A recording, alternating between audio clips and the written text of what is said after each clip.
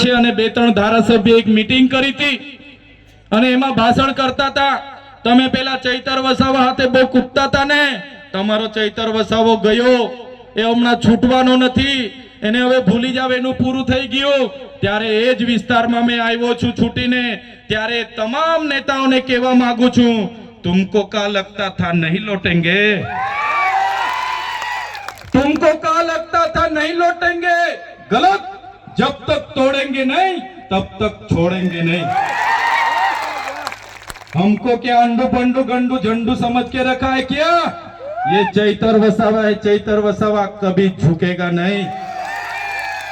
मारा वडीलोना आशीर्वाद छे, मारी माताओना आशीर्वाद छे, जे मारा माटे 2-3 કલાક મારા ફૂલહાર લઈને રાહ જુએ છે, મારું સન્માન કરે છે, એમનું દુઃખ મને જણાવે છે. એ જ મારી તાકાત છે આ તાનાશાહી ભાજપ સામે લડવા માટે.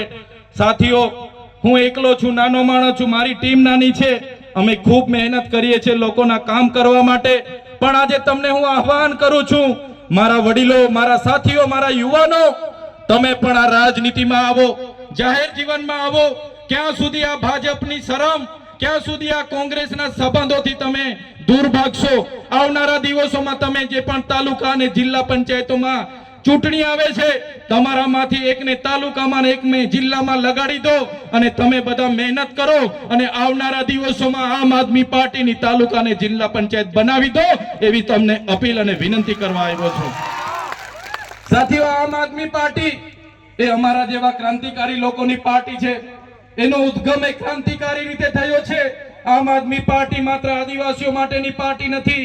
આમ Aadmi Party SC, ST, OBC, minority અને તમામ વર્ગ માટે પણ લડે છે. આમ આદમી પાર્ટી, તમે બધા જાણો છો, એક કર્મચારી માટે પણ લડે છે. આમ આદમી પાર્ટી પોલીસ અધિકારીઓને ન્યાય મળે એના માટે પણ લડે છે.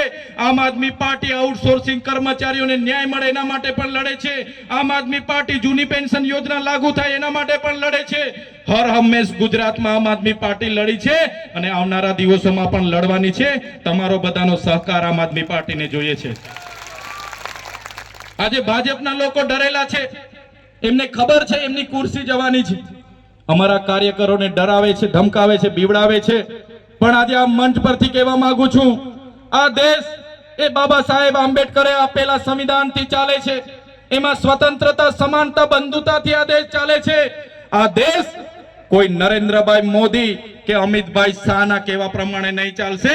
આ દેશ એ બંધારણથી ચાલવાનો છે ને બંધારણમાં આપણો પૂરો અધિકાર છે. એ બંધારણે આપણને સંવિધાનિક અધિકારો આપ્યા છે. આ વિસ્તાર અનુસૂચિ 5 માં આવે છે, પૈસા એક્ટમાં આવે છે.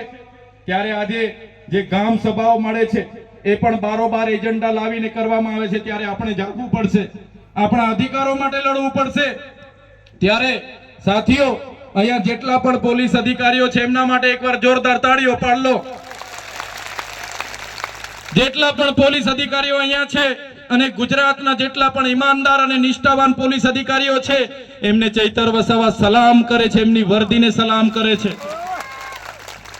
પણ એટલું જરૂર કહીશ, કેટલાક પોલીસ અધિકારીઓ અહીંના ધારાસભ્યને સાંસદના કહેવા પ્રમાણે અમારા લોકોને હેરાન કરે છે.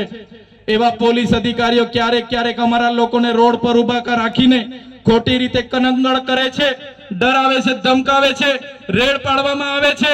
ત્યારે એવા પોલીસ અધિકારીઓ જે પણ હશે, એવા પોલીસ અધિકારીઓને આ મંચ પરથી કહેવા માંગુ છું, અમારા લોકોને જો તમે આ પ્રકારની હેરાનગતિ કે આ પ્રકારની ડરાવવાની, ધમકાવવાની, ભાજપના નેતાઓની ઈશારે જો કામગીરી કરશો તો આવનારા દિવસોમાં અમારો પણ સમય આવવાનો છે. બધાનો હિસાબ કિતાબ અમે કરી દઈશું. આવનારા દિવસોમાં અમારો પણ સમય આવવાનો છે. અમે પરિવર્તનની ધારા લઈને ઉપડેલા છે, મોતને મુઠ્ઠીમાં લઈને નીકળેલા છે. અમે સરકાર બનાવીને જંપવાના છે. ત્યારે જે દિવસે સરકારો બનશે ત્યારે એ દિવસે ભાજપના ઈશારે કામ કરતા તમામ લોકોના હિસાબ કિતાબ આમ આદમી પાર્ટી કરશે. સાથીઓ, તમે જોયું હશે, આપણી બધાની લડત ચાલુ છે. અંબાજીથી ઉમરગામ હોય, અરવલ્લી બચાવો લડાઈ હોય, નર્મદા બચાવોની લડાઈ હોય, સાતપુડા પર્વતો બચાવવાની લડત હોય, આજે પૂરજોશમાં ચાલે છે. ત્યારે આ ભાજપની સરકાર હોય, કેટલાક સમય પહેલા આખું મંત્રીમંડળ એમણે બદલી કાઢ્યું. એમની નિષ્ફળતાઓ છુપાવવા માટે એમણે મંત્રીમંડળ બદલ્યું પણ મારા વડીલો, મારી માતાઓ, મારા યુવાનોને કહેવા માંગુ છું, એ લોકો મંત્રીમંડળ બદલે તેનાથી કૌભાંડો ઢંકાવાના નથી. 2027 માં આપણે આખી સરકાર બદલી કાઢવાની છે. 2027 માં આપણે આખી સરકાર બદલી કાઢીશું. એ વાત કરવા માટે અમે તમારી વચ્ચે આવ્યા છે. આમ આદમી પાર્ટીની જવાબદારી અમને મળેલી છે. અમે તમને નેતૃત્વ પૂરું પાડવા માટે આવ્યા છે. મારા બહેનો, મારા વડીલો, યુવાનો, આવનારા દિવસોમાં તાલુકા જિલ્લામાં તમારો સમય આમ આદમી પાર્ટીને આપો અને આપણે બધા સાથે મળીને લઈએ, પરિવર્તન લાવીએ, એ વિનંતી કરવા માટે આજે હું તમારી વચ્ચે હતો. ત્યારે વધારે વિશેષ વાત હું નથી કહેતો, પણ જે તમારો પ્રેમ, તમારા આશીર્વાદ, મારા યુવાનોનો જે સહકાર અમને મળે છે, તમે સ્વયંભૂ અમારા માટે આવી જાઓ છો, અમારું સ્વાગત કરો છો, સન્માન કરો છો, અમને જે તમારો ભાવ, તમારા પ્રેમ અમને આપો છો, ખરેખર એ હું ક્યારે ભૂલવાનો નથી. આમ આદમી પાર્ટી ક્યારે ભૂલવાની નથી. માન્ય કેજરીવાલજી ક્યારે ભૂલવાના નથી. આ જ પ્રકારનો તમારો પ્રેમ, તમારા સહકાર, તમારો ભાવ અમારા પ્રત્યે રાખજો. આવનારા દિવસોમાં આપણી સંસ્કૃતિ, આપણી અસ્મિતા, આપણા રીત રિવાજો, આપણા સંવિધાનિક અધિકારો અને આપણા સામાજિક અધિકારો બચાવવા માટેના પ્રયાસો આપણે અવિરત ચાલુ રાખીશું. એ જ વાત સાથે આજે સૌ મને આવકાર્યો, મારું સ્વાગત કર્યું, સન્માન કર્યું. અમારું આજે અમને જે તમે શાંતિપૂર્વક સાંભળ્યા છો એ બદલ તમામ લોકોનો હું ખૂબ ખૂબ આભાર માનીને વિનમું છું. ધન્યવાદ. જય આદિવાસી, જય ભારત.